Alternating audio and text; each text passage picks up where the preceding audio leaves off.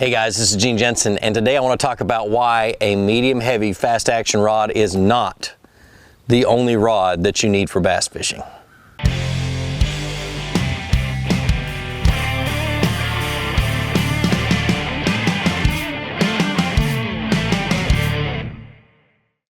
All right, now let me start off talking about the attributes of a medium heavy fast action rod. This is a 7'3" blackout with a Concept C reel. I've got we got 20 pound fluorocarbon on here, and I've got it rigged with a Carolina rig.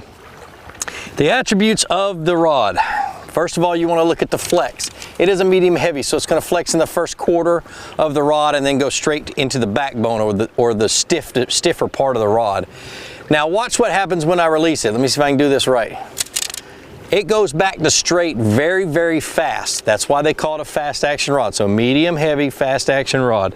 Now, what it's good for heavier baits, 3/8 ounce, sometimes a 1/4 ounce, but that's a little light, but 3/8 all the way up to 2 or 1.5 ounces, maybe 1.25 ounces, maybe 2 ounces, but you run the risk of breaking the rod. So I'm throwing Carolina rigs on it. I'm throwing jigs on it. I'm throwing Texas rigs, heavier Texas rigs, bottom bouncing baits, some light swim baits. And what you're looking for with a medium heavy rod, and the reason you fish those baits with a medium heavy rod, is that a lot of times you fish those things in heavy cover. So with a heavy cover, with the heavy cover, you need to be able to get the hook in the fish's mouth, have enough power to turn the fish and fight it and get it out of that heavy cover before it wraps you up or cuts you off or whatever. So that's why you have a stiff rod for that. Really good for Carolina rig. It loads up well with those 1/2 ounce, 3/4 ounce weights. When I say load up, it's how it flexes on the back cast and allows you to throw that bait without backlashing. Same thing with jigs. It's really sensitive, so it's good for a bottom bouncing bait or a bottom bait where you need that sensitivity. A stiff, light rod like a blackout is really, really good for feeling even the slightest bite. So that's what it's good for. Let's talk about what it's not ideal for. Yes, you can catch a fish, any fish, on a medium heavy rod. They don't know what you're holding. They don't know what rod's in your hand. But is it the best thing? Are you going to run the risk of losing a fish of a lifetime? Are you going to run the risk of breaking your rod? Are you going to run the risk of breaking your line on a hook set or a cast or whatever? That's why I always recommend 3 rods: a medium heavy, 7'3", a medium fast action bait caster, and a medium or a medium light action spinning rod. And here's why. Okay, the cast is crucial for a lot of things. A medium heavy can cast heavier baits because it's stiff, but it still loads up well or flexes well on the back cast to be able to be able to allow you to have a good cast. All right, so what if you're throwing a light crankbait? Even a balsa wood crankbait or anything like that. Well, a medium heavy rod is not going to flex on your back cast. It's just not going to do it. Any light bait, light shaky head, 1/8 ounce, 16th ounce shaky head, a weightless fluke, a weightless trick worm, anything a 1/4 ounce and less is not going to get enough flex in that rod on the back cast to give you a long cast, an accurate cast, or keep you from getting a backlash. Try it. I guarantee you'll have a rough time. Now, so when you're fishing these baits, these crankbaits, and these lipless crankbaits, topwater baits, anything like that, in order to get a good back cast, you've got to go with something that's got a little bit more flex. This is a medium heavy blackout, same type of setup, 15-pound line. I want you to see how much it flexes.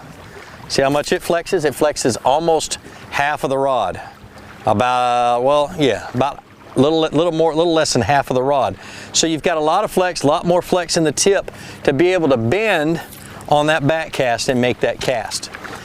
Anything lighter, like a weightless fluke or anything like that, you're going to want to, and I don't have one out on the boat, but anyway, you're going to want to use a spinning rod for 2 reasons. You're able to fish it more efficiently with lighter line, and you're able to get a lot more flex in that rod with that medium light or medium action spinning rod. Okay, so that's the cast. Let's talk about the fight when you're fighting a fish. I'm gonna pull out a couple of baits. Okay, got a crankbait, a chatterbait, open hook bait is what I call them, spinnerbait, and a buzz bait. Okay, when a fish bites any one of these,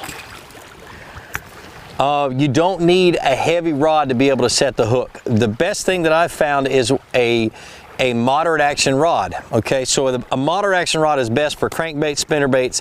You can go medium heavy moderate action or medium moderate action. But if you're trying to save money, you don't have to go and do that right away. Use that medium action rod. A medium heavy, when you're using it with these open hook baits, medium heavy fast action, what happens is the fish bites, you feel the hook, you feel the bite, you set the hook. Well, you just loaded into that fish before he had his mouth open. So you run the risk of losing a fish on the hook set and on the fight with this rod. The reason I say on the fight is fish comes at you with a crankbait or an open hook bait. A lot of times if you allow slack in that line, the fish is gone. The fish completely gets on, especially if they're just barely biting the hook.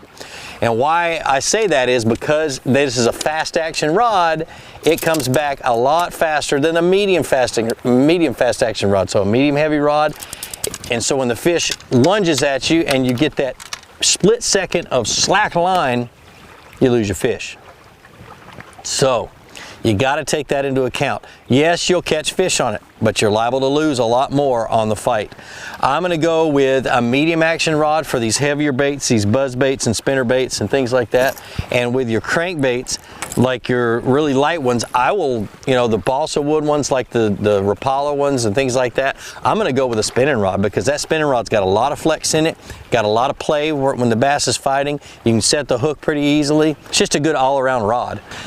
My recommendation always is and always will be a medium light action spinning rod or a medium action spinning rod, a medium fast action bait caster and a medium heavy fast action bait caster. Length is not that big of a deal, it's up to you. If I'm throwing a Carolina rig, I want a long rod. I would go with a longer medium heavy than I would a shorter one.